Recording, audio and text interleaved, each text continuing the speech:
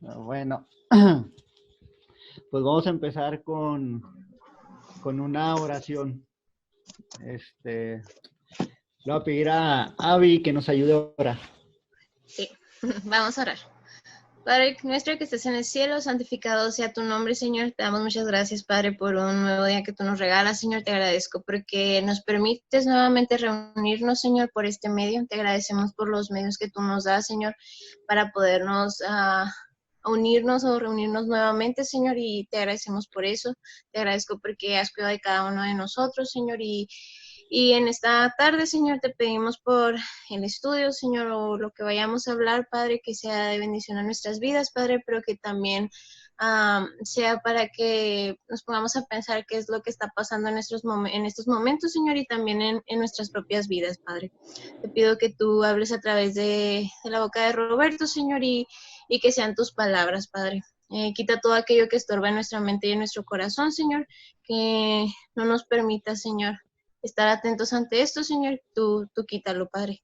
Gracias estamos por todo, Señor, en el nombre de Cristo Jesús. Amén. Amén. Bueno, no tengo una presentación, ¿verdad? Y no traigo así material. He estado muy ocupado estos días en el taller y pedí ayuda, ¿verdad? Y no me quisieron cambiar el estudio de hoy, ¿verdad? Pero bueno, vamos a ver. Eh, Reaccionen o levanten la mano a los que tienen la cámara. ¿Quién leyó el capítulo? No, más para saber si. Pues sí, lo leyeron varios. Y los que no traen cámara no mandaron reacción, pues yo creo no lo leyeron. Bueno, el Julio sí. Se puede mandar reacciones también. Unas palmas ahí.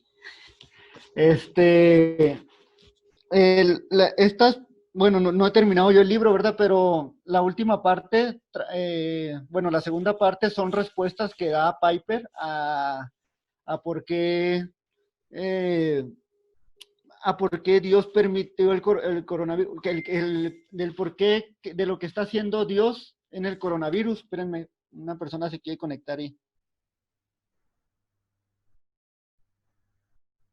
déjame decirle que ya empezó. Ya empezó.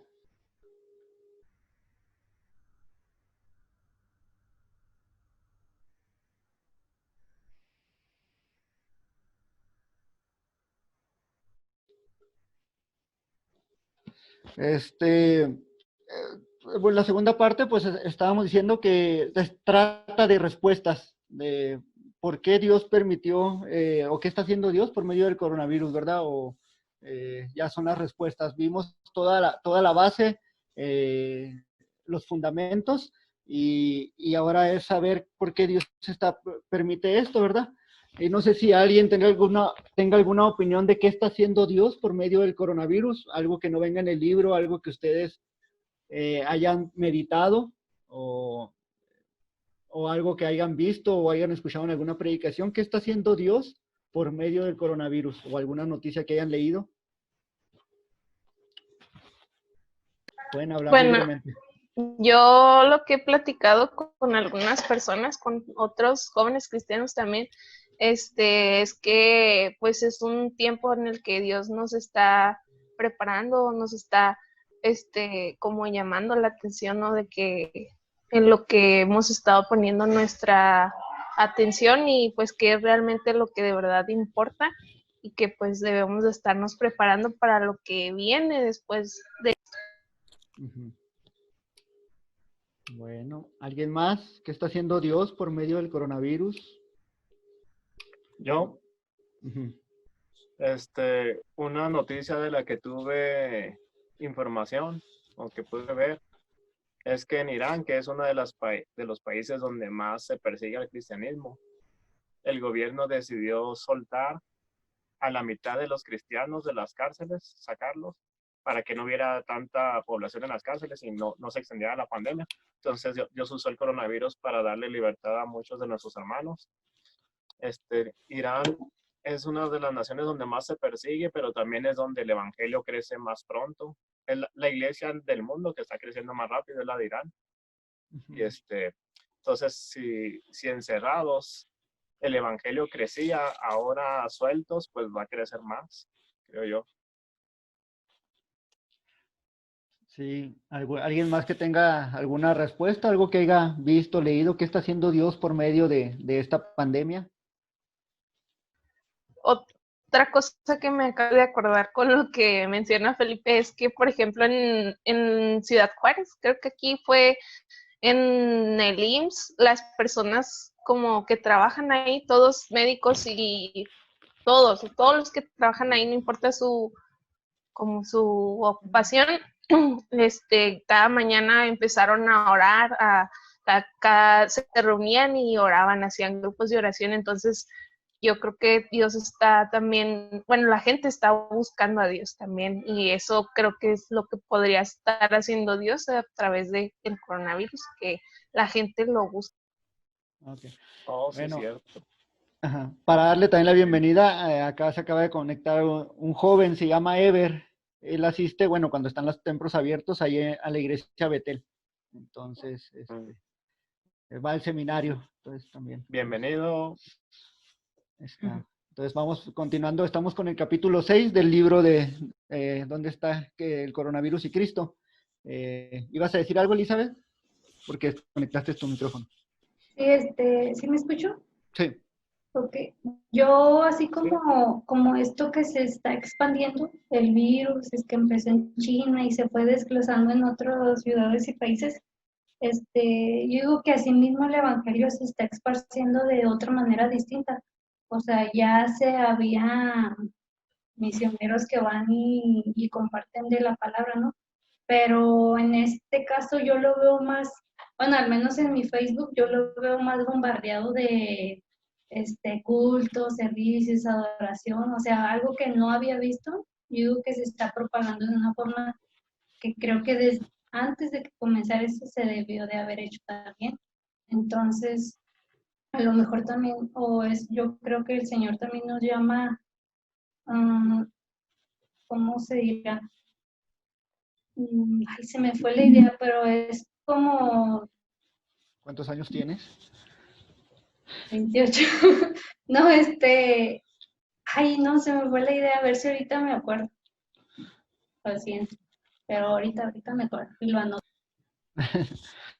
Bueno, pues es importante también reconocer, ¿verdad? Que, bueno, son ideas que se nos vienen, ¿verdad? Que está haciendo Dios en medio de esta pandemia, noticias que hemos visto, que han pasado, que a lo mejor podrían pasar independientemente esté o no la pandemia, muchas de esas cosas, que los doctores se junten a orar antes de hacer o cosas así.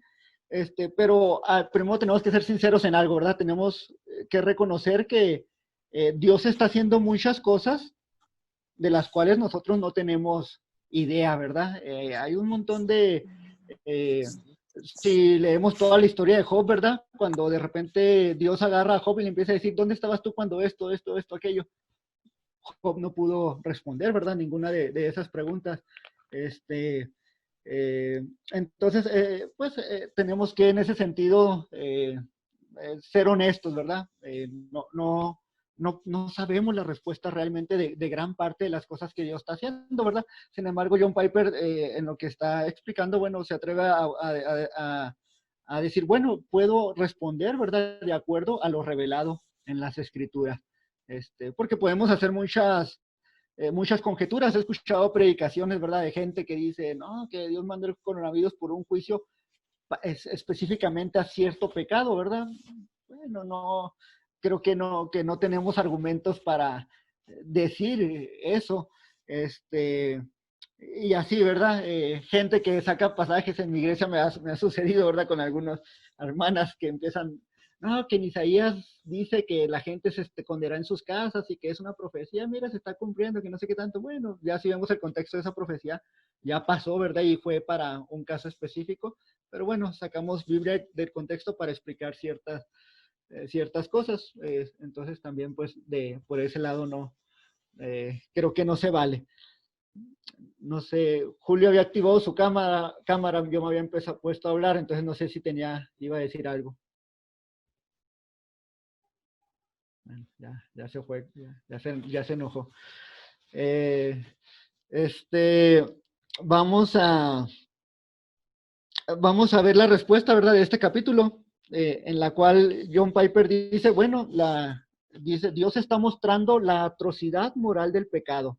¿Qué está Dios haciendo por medio del coronavirus? Bueno, Dios está mostrando la atrocidad moral del pecado. Y de una manera un poquito más larga, a este título era, con la crisis del coronavirus, todas las demás calamidades, Dios le está dando al mundo una representación física de la atrocidad moral y la fealdad espiritual del pecado que menosprecia a Dios. Entonces, esta es una de las respuestas, ¿verdad? No, bueno, aquí no habla de juicio, pero sí está hablando de que Dios está mostrando las consecuencias del pecado, la atrocidad moral del pecado, y para eso nos podemos remontar a Génesis 3 para ver eso, pero antes que nada me gustaría que me dieran definiciones del pecado, porque usamos mucho la palabra pecado, soberanía de Dios también, las hemos usado mucho. Entonces, ¿qué es el pecado? El que quiera comentar, ¿verdad? ¿Qué consideran que es pecado? Como definición sí se puede, ¿verdad? Ya sé que a veces tenemos que dar ejemplos, pero como definición sí podemos. Como definición me sale pensamiento, palabra o acción que en una determinada religión se considera que va contra la voluntad de Dios o los preceptos de esa religión. Uh-huh. ¿Eso de dónde lo sacaste? ¿La pusiste en la buscador? Sí. Ok. Pecado. ¿Otra definición? También está la definición, creo que más clásica que muchos conocemos, la de errar al blanco, Uh-huh. como violar la ley de Dios, pero con, no sé si decir soberbia, o con voluntad propia, violar la ley de Dios al errar al blanco. Aunque también puedes pecar inconscientemente, ¿no? Entonces, sería a lo mejor, se complementaría, sí. Sí. Gracias, Alexis. Pueden decir ustedes, porque realmente yo no traigo una definición, entonces. Yo tengo otra. Bueno, dice, acto que se considera erróneo o incorrecto o que trae malas consecuencias a quien lo realiza. Uh-huh. Pienso que también...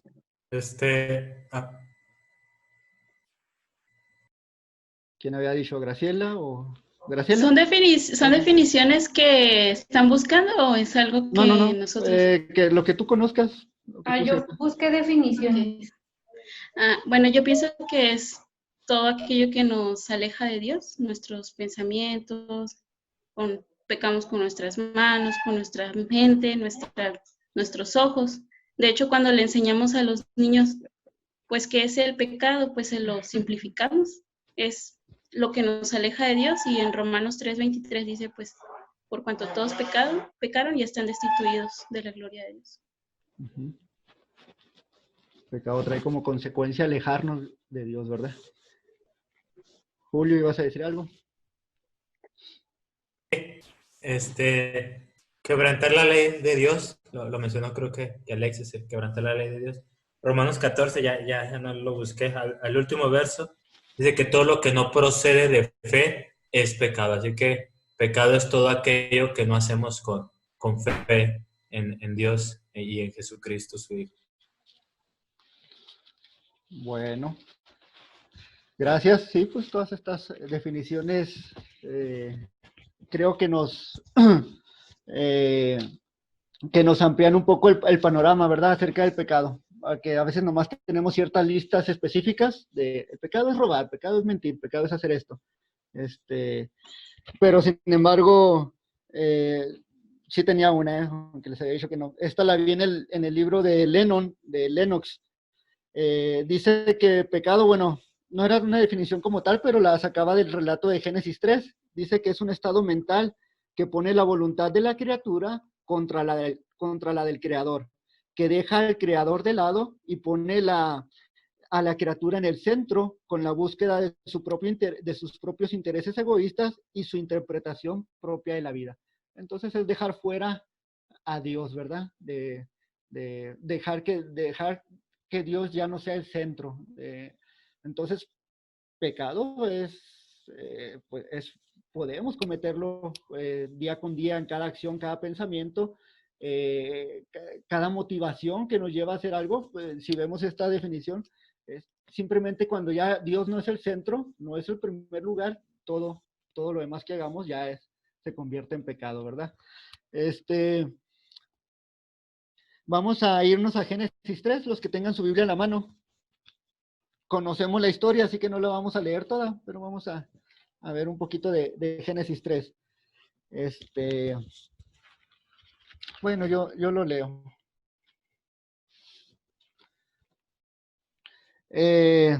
O lo cuento, ya si algunos versículos hay que leerlos, los leemos.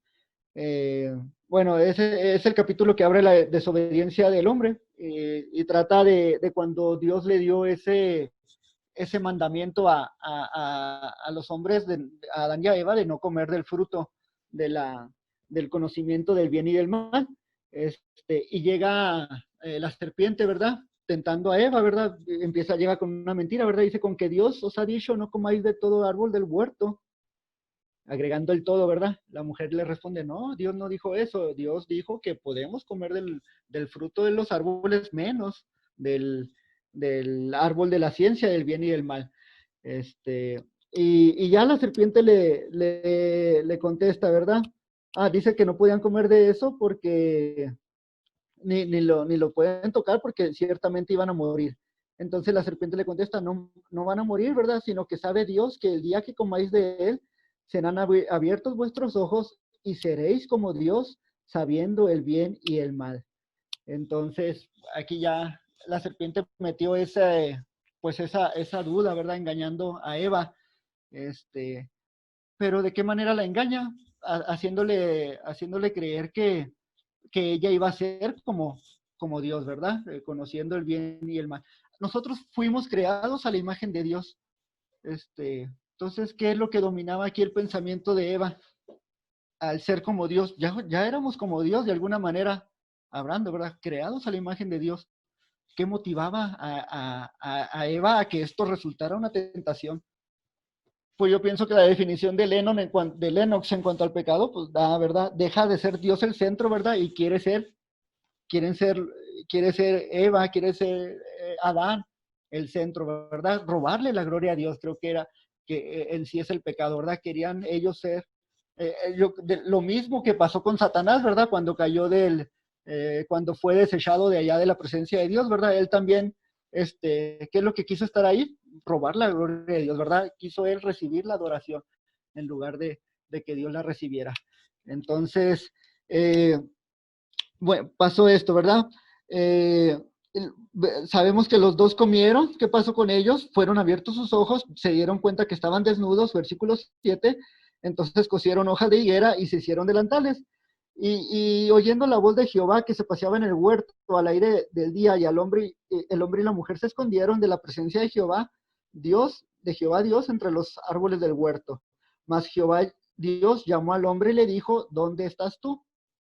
Él respondió, ¿verdad? Oí tu voz en el huerto y tuve miedo porque estaba desnudo y me escondí. Y Dios le dijo, ¿quién te enseñó que estabas desnudo? ¿Has comido del árbol que yo te mandé no comieses? Y el hombre respondió, la mujer que me diste por compañera me dio del árbol y yo comí. Entonces Jehová Dios dijo a la mujer, ¿qué es lo que has hecho? Y dijo la mujer, la serpiente me engañó y comí. Y Jehová Dios dijo a la serpiente, por cuanto esto hiciste, maldita serás entre las bestias y entre los animales del campo, y sobre tu pecho andarás, y polvo comerás todos los días de tu vida. Y pondré enemistad entre ti y la mujer, y entre tu simiente y la simiente suya. Esta te herirá en la cabeza, y tú le herirás en el calcañar. Y a la mujer le dijo, multiplicaré tus dolores de parto, y con dolor darás a luz hijos, y tu deseo será para con tu marido, y él se enseñoreará de ti. Y al hombre dijo, por cuanto obedeciste a la voz de la mujer y comiste del árbol que te mandé diciendo, no comerás de él, maldita será la tierra por tu causa, con dolor comerás de ella todos los días de tu vida. espinos y cardos te producirán y comerás plantas del campo. Con el sudor de tu rostro comerás del pan hasta que vuelvas a la tierra, porque de ella fuiste tomado, pues polvo eres y al polvo volverás. Bueno, vimos las consecuencias del pecado. ¿Qué iba a pasar? Lo habíamos visto en un principio, ¿verdad? ¿Qué iba a pasar el día que comieran del fruto del árbol de la ciencia del bien y el mal? ¿Cuál era la respuesta que había tenido Eva, verdad? O el capítulo anterior que le había dicho Dios a Adán. ¿Cuál era la sentencia que Dios les había dado? Muerte, ¿verdad? Había dicho ciertamente, morirás ese día. Bueno, aquí vemos la misericordia de Dios. Desde el momento en que ellos pecaron, ellos merecían en ese momento caer, ¿verdad? Ser muertos. Sin embargo, Dios mostró su misericordia, y ¿qué es lo que hace Dios? Los va y los busca y les hace preguntas, ¿verdad? Como las preguntas de un padre que está interesado en que su hijo haga una confesión bueno, 9 minutos. Como la pregunta de un padre, el cual está buscando que su hijo, pues, confiese, ¿verdad? Y de alguna manera, pues ver, ¿verdad? ¿Qué hacer con ese pecado? Pero la respuesta que dieron Adán y Eva no fue eso. Y vemos eso porque Dios va y busca al hombre, va y busca a la mujer, pero sin embargo vemos que no aplica lo mismo para la serpiente, ¿verdad? Le pregunta al hombre, ¿qué hiciste tú? Y le echa la culpa a la mujer, y lo va con la mujer, ¿qué hiciste tú? Pero la mujer le echa la culpa a la serpiente y Dios nunca va en busca de la serpiente, ¿verdad? Sabemos que esta es una representación de Satanás. Satanás no puede redimirse. Entonces, cuando se nos hace la pregunta, ¿verdad? ¿Por qué si una persona de afuera, ¿verdad? Si Dios existe, ¿por qué pasan estas catástrofes? ¿Por qué viene el coronavirus? ¿Por qué los tsunamis? ¿Por qué todo eso? Bueno, una respuesta que podríamos dar, ¿verdad? Es que la Biblia ha sido clara desde el principio, ¿verdad? Todo esto que se originó no era parte del plan con que Dios había creado el mundo, ¿verdad? Dios había creado un mundo perfecto, bueno, en el cual no había enfermedades, no había muerte, no había desastres naturales, no había virus y bacterias en el sentido que ahora las hay, ¿verdad? Podría haberlos, pero en el sentido benéfico. Entonces, todo esto fue consecuencia del pecado. No es que Dios no exista, sino que hubo esta consecuencia. Sin embargo, dentro de esto, pues podemos ver aún la bondad de Dios. Y bueno, esto me meto más adelante para no rebrujarlos, porque yo me rebrujo solo. Entonces, consecuencia del pecado, ¿verdad? Ahora vamos de los subtítulos del libro que estamos leyendo, ¿verdad? Dice, la caída trajo juicio. Eso lo vamos a ver en Romanos 8, 20 al 22. ¿Alguien que me ayude con ese pasaje? Ya vimos el juicio que Dios dio, ¿verdad? Cuando le dice al hombre, por tu culpa la tierra será maldita, va a producir espinos y cardos, con sudor de tu frente vas a comer, todo esto. La tierra fue maldita por causa del pecado, ¿verdad? Y lo vamos a ver de una manera más clara en Romanos. ¿Alguien que me haga el favor de leerlo? Porque la creación fue sujetada a vanidad, no por su propia voluntad, sino por causa del que la sujetó en esperanza, porque también la creación misma será libertada de la esclavitud de corrupción a la libertad gloriosa de Dios, porque sabemos que toda la creación gime a una y a una está con dolores de parto hasta ahora. Bueno, ¿verdad? Pues aquí nos está hablando del juicio, ¿verdad? Que trajo Dios hacia la creación en general, ¿verdad? No solamente la raza humana, sino hacia la tierra, podríamos decirlo. Dice que la creación fue sujetada a vanidad. Vanidad, dando a entender por la palabra vanidad que no está cumpliendo el propósito para el cual había sido creada, ¿verdad? La tierra está produciendo cosas malas, enfermedades, todo eso que no era el plan original de Dios. Sin embargo, pues está hablando que está esperando, ¿verdad? Está en esperanza por causa del que la sujetó en esperanza, porque también la creación misma será libertada de la esclavitud de corrupción a la libertad gloriosa de los hijos de Dios. Dicen los versículos antes, ¿verdad? Porque el anhelo ardiente de la creación es el aguardar la manifestación de los hijos de Dios. Entonces, pues aquí nos está dejando claro, ¿verdad? La caída trajo juicio a la creación. Pero no solo eso, ¿verdad? Que los hijos de Dios también estamos bajo juicio, no solamente la creación, ¿verdad? Yo podría decir, bueno, pero ¿por qué los cristianos? Los cristianos ya creímos en Cristo, Él nos trajo salvación, Él nos redimió de ese pecado, de ese cuerpo de muerte. ¿Por qué nosotros? Porque es verdad que los cristianos mueren también en tsunamis, cristianos también son contagiados, cristianos pasan enfermedades atroces, difíciles, ¿verdad? Cosas a veces inexplicables, cosas de dolor muy fuerte. Bueno, los cristianos también están bajo un juicio, por decirlo de alguna manera. No venía en Piper, ¿verdad? Pero pues leyendo Romanos, el 23 creo que nos da respuesta a esto, ¿verdad? ¿Alguien que me lea Romanos 8:23? Y no solo ella, sino que también nosotros mismos que tenemos las primicias del Espíritu, nosotros también gemimos dentro de nosotros mismos, esperando la adopción, la redención de nuestro cuerpo. Bueno, ¿verdad? Dice, no solo ella hablando de la creación, ¿verdad? Sino también nosotros que tenemos las primicias del Espíritu, también gemimos dentro de nosotros, esperando la adopción y la redención de nuestro cuerpo, ¿verdad?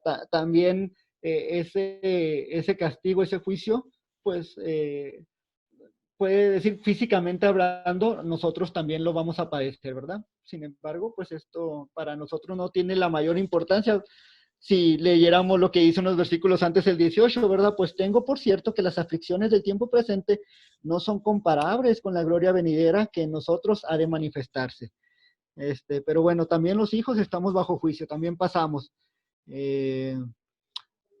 Pero este juicio, ¿verdad? Pues sí, es parte de este juicio que nos tocó a nosotros, es para purificación, no para castigo, ¿verdad? Para el inconverso, cuando pasa por un evento de estos, un tsunami y muere, pues es para juicio, ya, no, para el cristiano es para purificación. Y eso lo podemos ver un poco, ¿verdad? En los versículos del 24 al 26 de este mismo pasaje. ¿Alguien que lo lea? Romanos 8.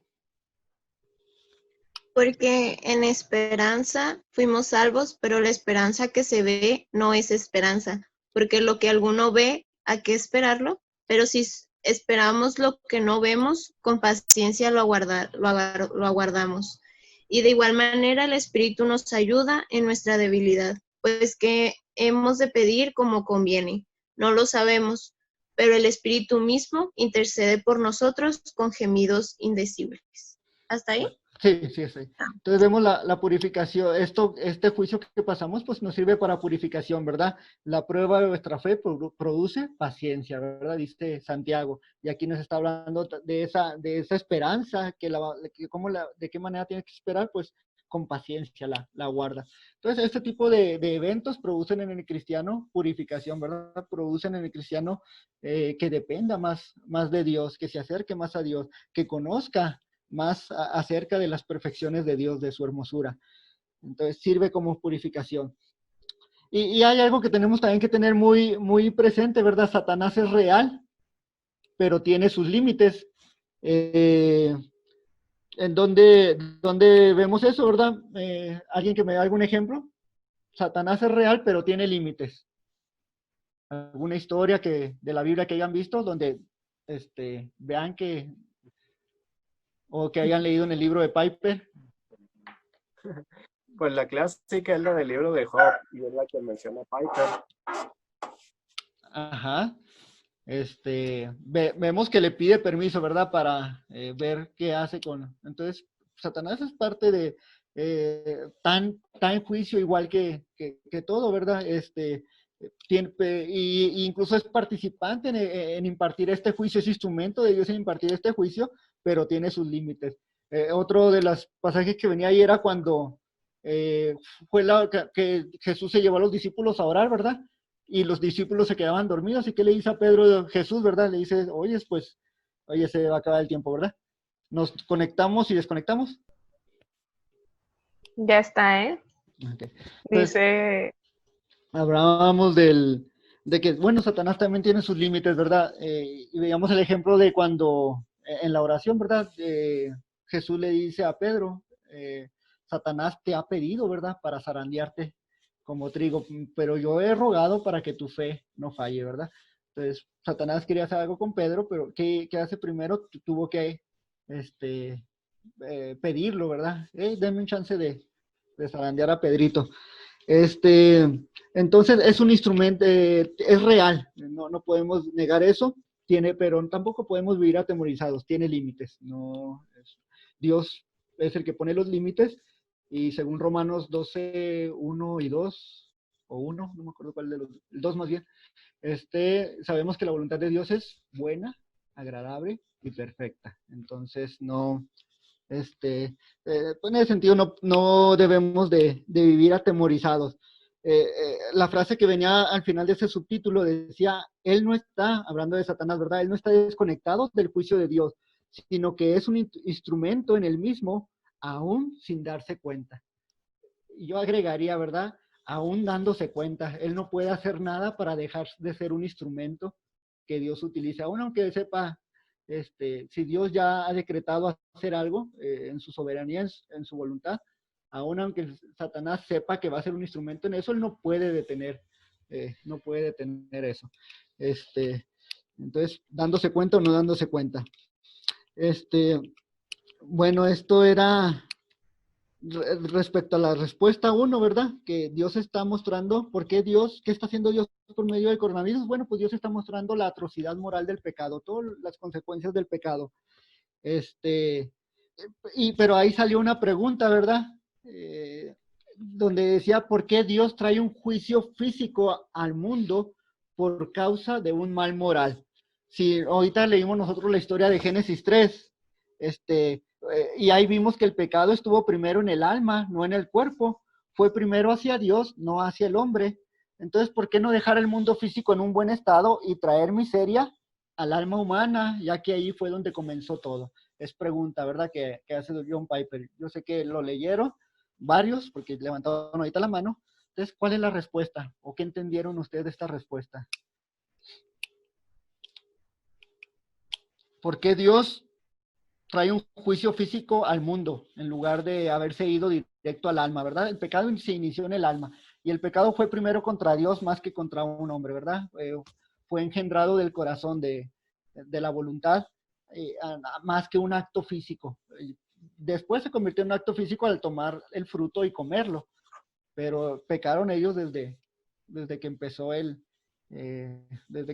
la mente a hacerlo. Entonces, ¿por qué no dejar el mundo físico, verdad? Es la pregunta, en paz. Y pues bueno, todo empezó en el alma, que ahí se quede. Como ya duré más de media hora hablando, háganlo ustedes mejor, porque ya me gasté un time y yo solo, pues entonces ya mejor no doy la lección y ya ustedes terminan de dar esta respuesta. A ver, Felipe.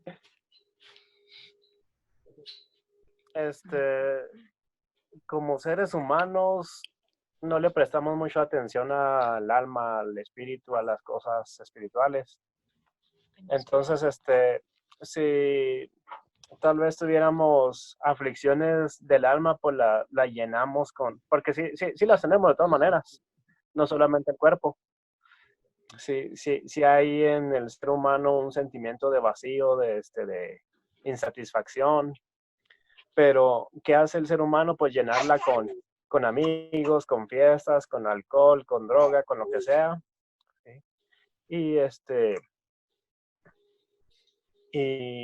Y no le prestamos atención al alma hasta que algo físico pasa.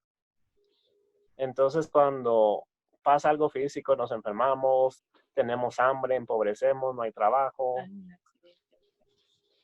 enfermedad, accidente, entonces es cuando nos ponemos a pensar y nos volvemos a Dios y buscamos que Dios nos ayude, bueno, hablando como la humanidad en general. Ya pues nosotros como cristianos, pues ya nuestra manera de pensar es otra, tenemos la mente de Cristo, pensamos en lo espiritual. Entonces, pues lo que es lo físico, bueno, ya esto ya lo dice el autor, que Dios lo hizo así para que fuera una representación o una figura didáctica, pues para que lo veamos, sintamos y reflexionemos. ¿Sí? Y pues pienso que esto es por la naturaleza humana, que no le prestamos atención a lo espiritual, sino únicamente a lo físico y entonces pues por eso fue necesario que Dios nos tocara ahora sí donde nos duele. Gracias, Felipe. Pues yo creo resumió todo lo que viene pues, de respuesta, ¿verdad? En el capítulo. ¿Alguien más, de todos modos? Agregándole a la idea de Piper o lo que entendieron de lo que dijo.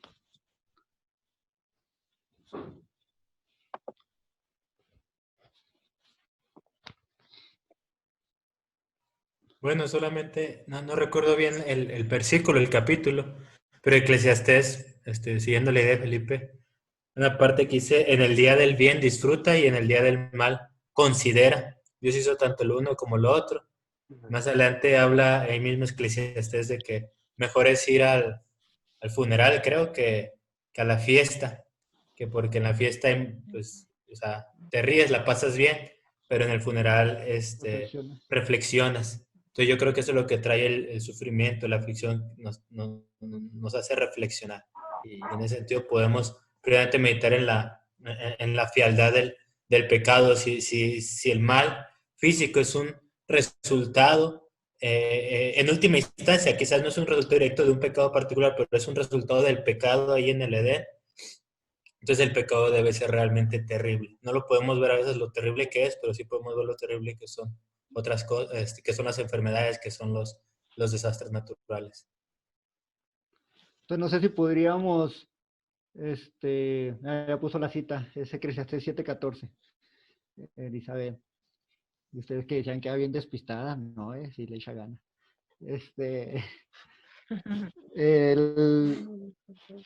Podríamos resumir, ¿verdad? Esto, bueno, no sé si podríamos, sí, aunque se escucha un poco feo. El sufrimiento y todo eso, en última instancia, puede ser un acto de misericordia de Dios, un acto de bondad de Dios hacia nosotros, ¿verdad? El permitir que experimentemos esto.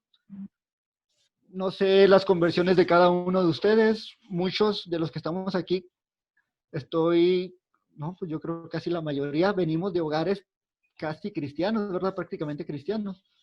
Pero aún así yo pienso que en el momento que nos acercamos a Dios, sin temor a equivocarme, cada uno de ustedes andamos pasando por algo. Algo de dolor que nos hizo acudir, ¿verdad? Acudir a la cruz de Cristo. Entonces, pienso que el sufrimiento es un acto de bondad de Dios, aunque se escuche contradictorio. Y esto lo quería tocar con el pasaje de Génesis 3, ¿verdad? Lo que estamos viendo ahorita, ya la última parte, el versículo 22 dice, y dijo Jehová Dios, he aquí el hombre es como uno de nosotros, sabiendo el bien y el mal. Ahora pues, que no alargue su mano y tome también del árbol de la vida y coma y viva para siempre. Dios había dicho en los versículos anteriores, ¿verdad? Acerca del hombre,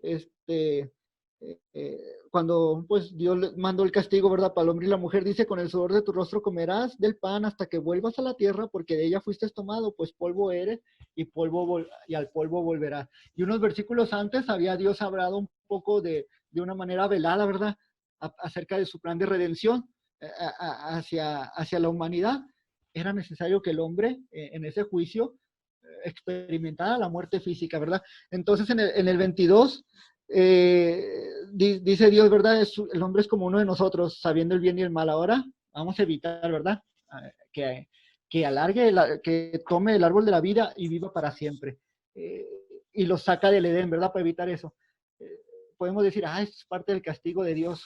Pues ya viendo el pasaje de otra manera, realmente es parte de la misericordia de Dios al permitir que el hombre a permitir su plan de redención y al permitir que el hombre pase por ese proceso de juicio físico en el cual era necesario que muriera para que pudiese haber redención.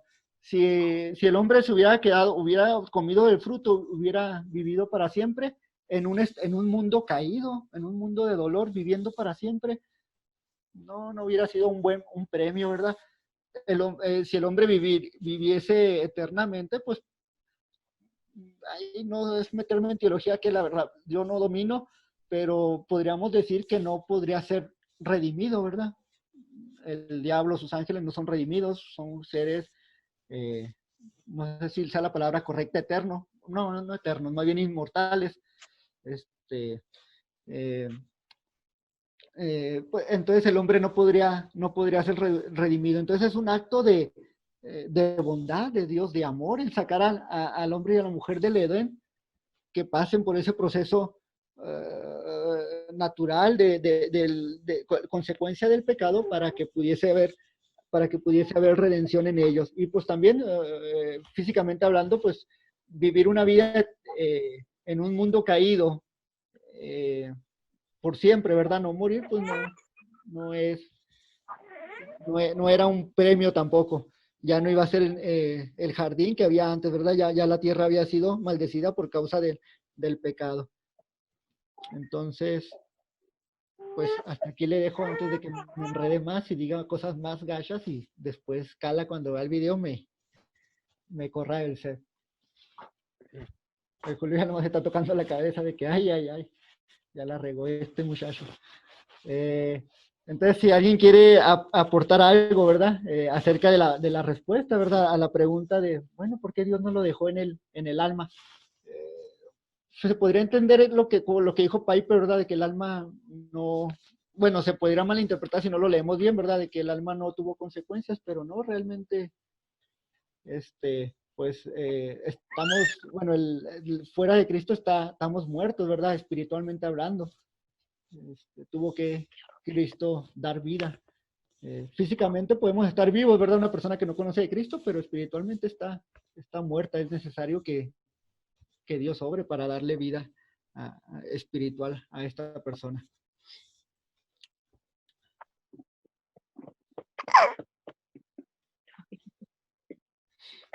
Entonces dejo, bueno, no solo de ya esa pregunta, pues yo creo que ya fue muy bien contestada. Si alguien quiere agregar algo de lo que se vio o incluso anuncios